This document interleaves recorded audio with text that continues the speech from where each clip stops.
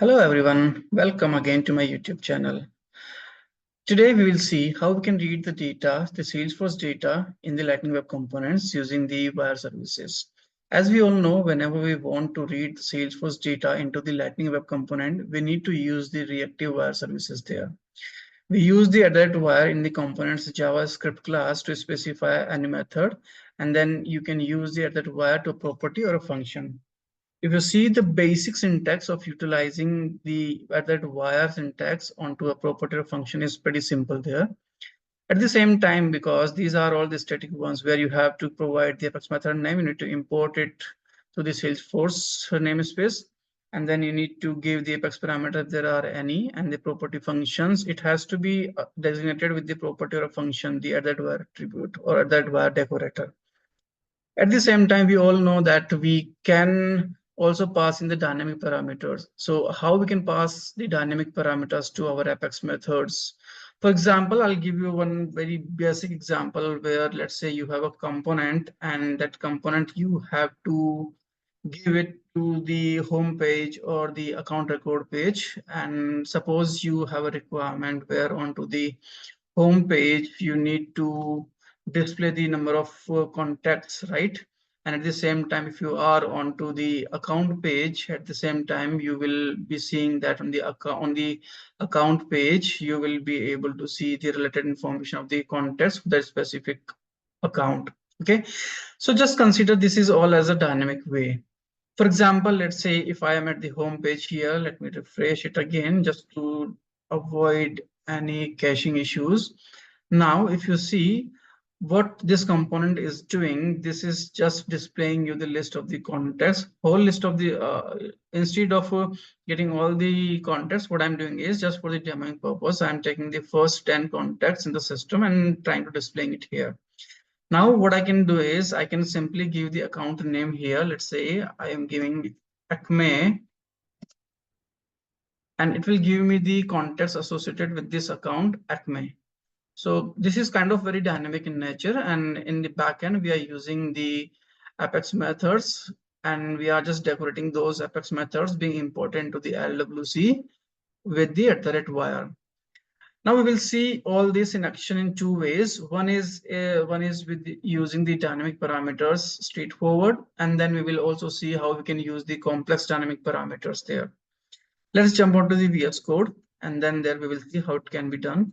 So if I go to the JS library, not just JS, if I go to the HTML view of this LWC component, you will find very interestingly that I have used the two cards here. One is with the dynamic parameters, one is with the complex dynamic parameters. We will talk about the complex dynamic parameters in a minute. Let's firstly focus on the dynamic parameters. So what it is doing, if it is onto the home page, which I have defined it here onto the meta XML, where this component can be embedded into two places. One is at the record page, and another one is at the home page, right? And if it is a record page, I'm just specifying this will be embedded into the account page. So this is pretty straightforward in terms of the meta XML. Now let's move on to the HTML file of this. If it is onto the home page, there we do not have the record ID, and hence if you see the JS file here, you all know, right? Whenever we want to have the record ID, we need to get it as at that API record ID. At the same time, we can also have the record ID in terms of a getter and setter. And I'm using the getter and setter to get the record IDs. This record ID will only be populated when the component is rendering onto the record page. For example, in this case, it is the account record page. So once it is rendering to the account record page, the record ID will be there, and then the getter and setter will be called. Otherwise, it will be a simple call to the another function, which will be onto the load of the LWC component at the home page. So if I go back to the home page here, coming back to this, it is right now onto the home page, and the first one, if you see at the Lightning component HTML file, this one will be rendered there. And why and which function will be rendered? It is because we do not have the record ID. So the where clause and everything is blank. In that case, nothing is being changed. And the beauty of var is whatever the property as part of reactivity you will provide it there. If nothing is changing, this method will not get called. Once, if you see on the search key, by default, what it is doing is it is just taking the input from the find contacts. It is giving the call back to the find contacts in the Salesforce. And if you see the find contacts here, what I'm doing is simply based on the search key, I'm just simply taking the contacts from the system, and I'm just limiting them up to 10 only, so that everything is viewable on a single screen. So this is simply very straightforward, where I'm just taking the ID name or whatever it is, and then I'm just displaying it onto the HTML view as part of the contact and contact's name. So if you see here, by default, it is rendering all the 10 contacts that has been retrieved from that SQL. And now if I will give here the ACME, for example, I'm providing the ACME. So the two contacts associated with the ACME account only will be rendered here. So now what is happening is based on the search key, and I'm just taking all the search key in terms of the handle key change event, and I'm taking all the inputs that you are providing at the UI side and taking that into the search key. And then the search key will then be taking it as a dynamic parameter and putting it back to the backend server call, and it will give you the result based on the search key that you have put in there. So this query returns me the 2 records this time instead of the 10, because with the account as ACME, I am having 2 contacts there. Let's verify if I have 2 accounts, 2 contacts only with that account. I'm going back to the ACME account. And if you see onto the ACME account, and if I go to the related, I must be seeing 2 contacts here, right? So these are the 2 contacts. And if you will search it here again for ACME, it will give you the 2 contacts, LWC Lightning and ACO creation. So these 2 contacts are there. Fair enough. Okay. I have another use case here, because if you are onto the home page or onto the account page, it doesn't make much of the difference in terms of the implementation of using that wire decorator. Now let's see, let me do a bit of change onto the HTML. Let me put one more lighting card, and let me add certain other lines as well. Okay, so now what I'm doing is I'm just taking the wired result, and these are the wired result that I must be getting it from the backend. For the first time, if it is, let's say, onto the home page, then this get contacts will not get called because nothing is changed there. And in that perspective, you will see the wired result that you are getting into the wired result. It is by default this one, which is waiting for wired apex method to be called with the dynamic where clause. And how I am defining the dynamic where clause, if you see it here, how it is defined, by default it is blank. And now for the next time, if let's say it is onto the account record page, then you will get the record ID there. And I'm using the getter and setter, and in this setter I'm just adding one extra line of code which will provide me the where clause that it should be associated with that account only. Okay, so in that case, if you will see at the back end, and if you will find for this method get contacts, though I'm not returning any contact, but just for the demo purpose here, I'm just building a query here, right? And in that query, the where clause is coming from LWC component. And this will then be taken care here at the here at the Apex class side, and I'm just returning it back to the UI.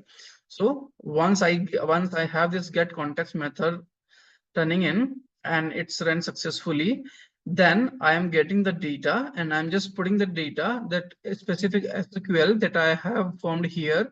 It will then be taken to the LWC, and it will be presented to your UI through this HTML lighting card there. Okay, so now let's see this in action. I have saved this. Let me just deploy the code as well. Once it is deployed, I'll just go back again to my Salesforce instance. I'll refresh it so that I get the latest updated code from LWC. And now this time, if you see, because I'm onto the account record, the method here has taken the record ID because this is hosted at the record level this time, and the record ID will be populated. And using the setter, I have also used the where clause. I have updated the where clause.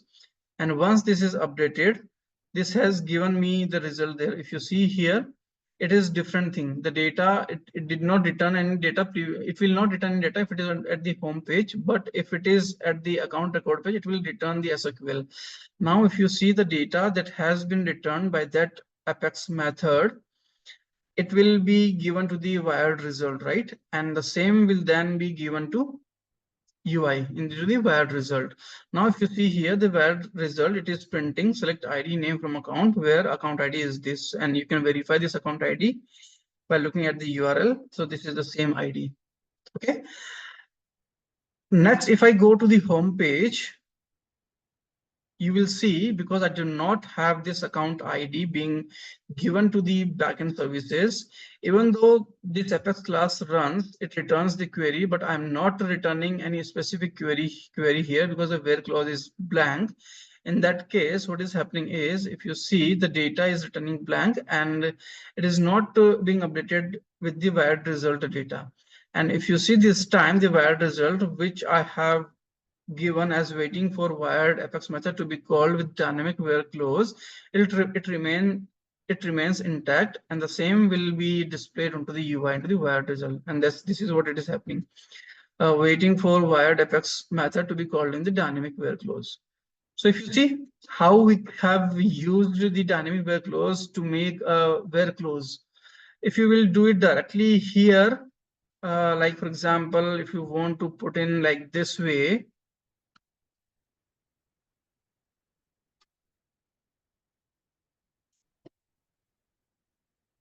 this won't work.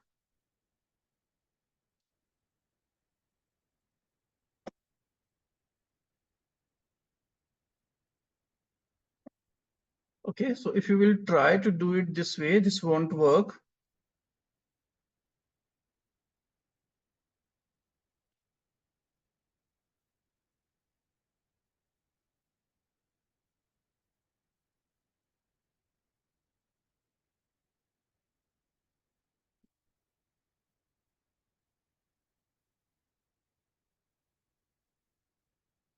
Okay, so this way, if you will try account ID equals, and then the value can be, let's say this time, what we are trying to do is we are trying to pass in the record ID, right? So if I will try to use this record ID, it won't give you that specific result. If I will try to deploy this, let me deploy this.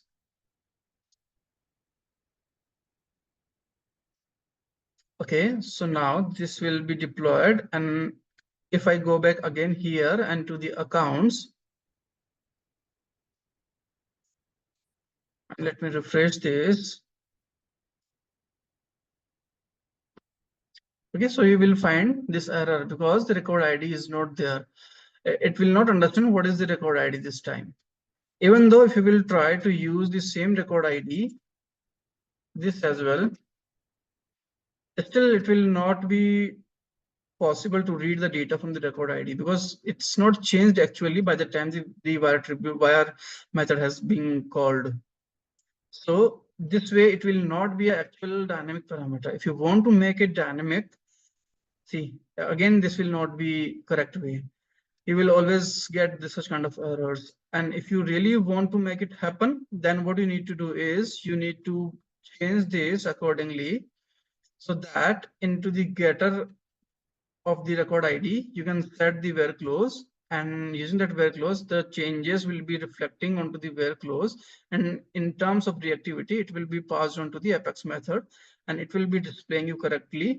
And then you can just write your SQL based on that dynamic instances that you have created for that where clause. Okay, so this is very powerful when it comes to how to use the dynamic parameters. If you want to pass on, let's say, the string parameter there, and in between that string, you have certain constants and you have certain variables. For example, here you have the value of the variable, which is the account ID. That will be very helpful in that perspective. Okay, so now let's move on to the another one. Let me before that push the changes so that I do not run into the situation of that error mode. Once it is deployed, I'll again refresh my Salesforce instance, and now everything is fine. So we understood the dynamic parameters, how we can use the dynamic parameters in a string, or how we can use the dynamic parameters if it has to be within a search type ahead or kind of things. Now let's understand the third one with the complex dynamic parameters. It can be possible that we want to form certain stuff, or we want to form certain, the parameter list. Like, for example, there is some string, there is some number, some list item, and accordingly we want to search in the database, or we want to perform any activity there in the database. So what we can do in that case is we can create a wrapper. In that wrapper we can have three, this properties. One is the integer, which is there, the number. Then we have some string, which will be rendered as for the string. And then we will have the some list, which will account for the list items. And once we have these, this wrapper, then what we can do is in that wrapper, we can simply pass on this wrapper to our Apex class in terms of a method. There we can create one method. Let's say this is a method, and this is what it expects in terms of the parameters. This method expects the customer wrapper that we have created. In this wrapper, we have these three, the properties, and these properties will then be used into this Apex method.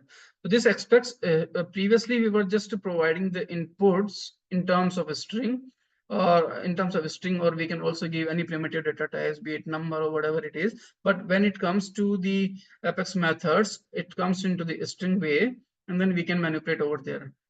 This time what we will be doing is, instead of using those primitive data types, we will be using the this wrapper class there, and the wrapper class will have its own properties there.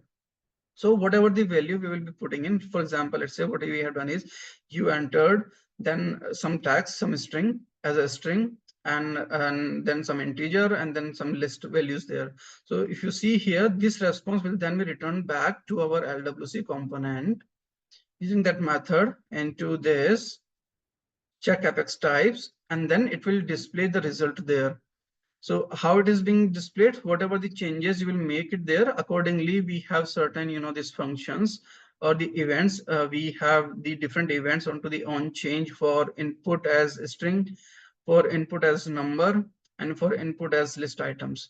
So on all these on change event, we are defining the handle change event on all of them.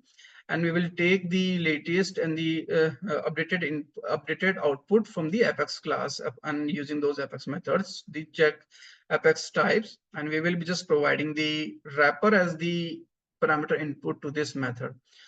So if I go back again to my Salesforce instance, so let's say if I try in here, let's say string Yogendra Jangir, enter, I can say, let's say 100, and list of item, let's say 12. So if you see, it's very dynamic in nature.